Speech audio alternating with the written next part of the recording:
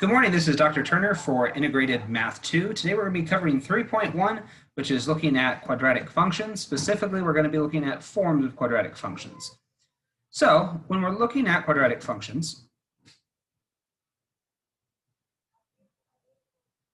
we usually start by graphing, and we've talked about this a little bit in Unit 1 and Unit 2 of how we look at polynomials and how we look at all those types of operations. Quadratic functions will always be parabolic, which means that their shape is this parabola. Just like linear functions, the shape was a line. With parabolic functions, we end up with this U shape, which is known as a parabola. There are some key features that we want to be aware of in the parabola, and based on the form we're looking at, it's going to help us identify some of these key features. So to start out, you have the vertex. If the U shape or parabola is facing up, then that vertex is going to be the lowest point or your minimum.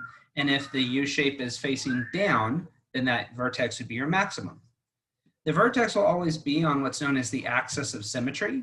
So just like we did in 8th grade or integrated math 1 with transformations, this is like a line of reflection. So if you notice, the left-hand side or right-hand side would match. If you folded this in half along the line, those two sides would match up.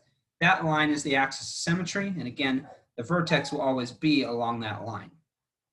Of course, you have your y-intercept, just like any other function. And then the other important notes are here at the x-intercepts.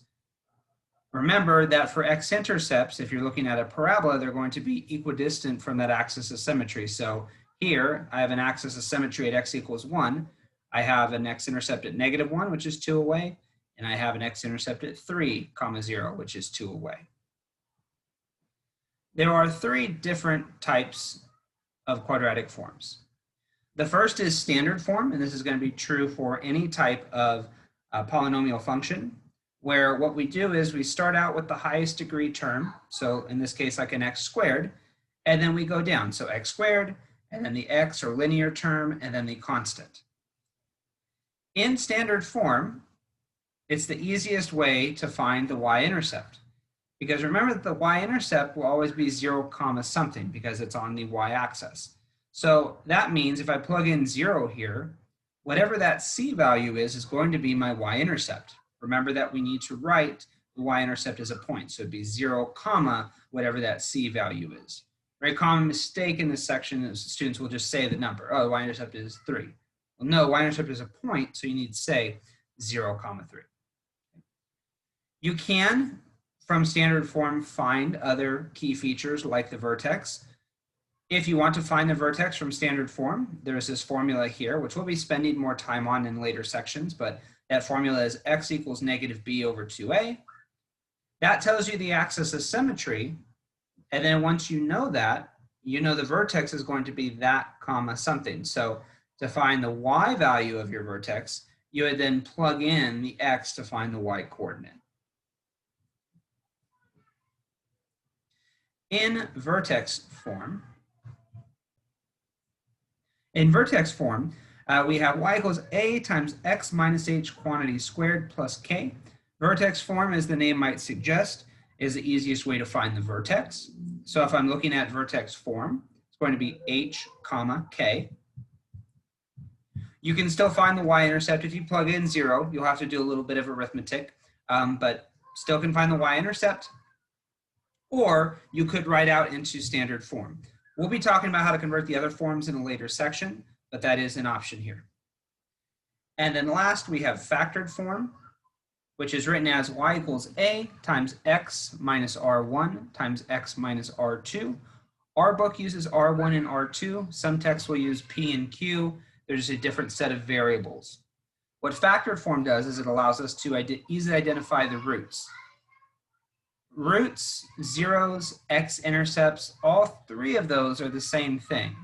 So depending on the context in which we're talking about them, you might hear a different vocabulary term, but remember roots, zeros, and x-intercepts are all the same thing.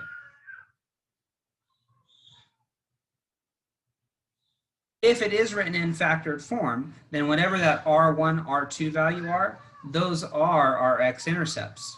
Remember, just like with the vertex or with the y-intercept, that your roots or your zeros or your x-intercepts, those are all points. So it's not just writing 3 and 5, you would write 3, 0, 5, comma 0, for instance. And that's assuming there are any. We're going to talk about this as well in later units, but sometimes you don't have x-intercepts.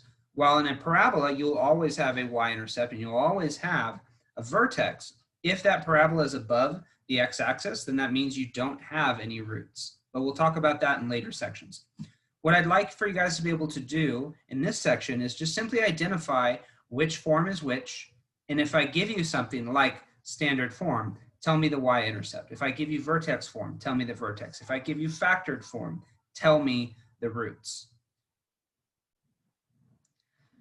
So again, for now, in 3.1, we're just starting off with just the basics. So if I give you an equation, let's say y equals x plus 3 quantity squared minus 1. Right now, all I'm asking you for in 3.1 is tell me what form is that. And of course, you would tell me this is vertex form. If I give you y equals x minus 5 times x plus 2, you would tell me factored form.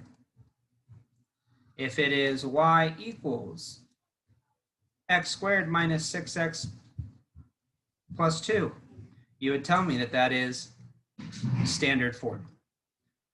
All the other questions for this assignment are really just what we did in the notes of what are the key features of a parabola? Which form is the easiest to find the y-intercept, to find the x-intercepts, to find the vertex. So this section should be fairly easy. The next couple sections in Unit 3 are going to take us probably more than a day. But if you guys need help, please reach out to me. Otherwise, have a good day, and I'll talk to you soon. Bye.